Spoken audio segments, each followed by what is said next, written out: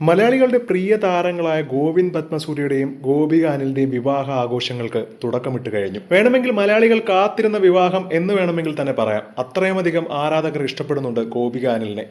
ഇപ്പോൾ സോഷ്യൽ മീഡിയയിൽ വൈറലാവുന്നത് തന്നെ ഇരുവരുടെയും ഹൽദി ആഘോഷത്തിലുള്ള ചിത്രങ്ങളാണ്. വൻ കളർഫുൾ ആയിട്ടാണ് ഹൽദി ആഘോഷം നടത്തിയിരിക്കുന്നത്.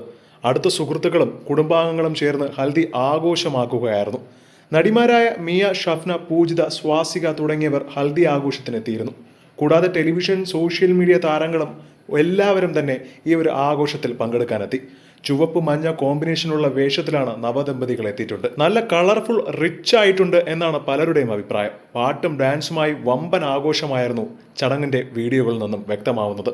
ജനുവരി 28, അതായത് നാളെയാണ് ആരാധകർ കാത്തിരുന്ന ഇരുവരുടെയും വിവാഹം. കഴിഞ്ഞ ദിവസമാണ് ഗോപിക ബ്രൈഡ് ടു ബി ആഘോഷിക്കുകയായിരുന്നത്.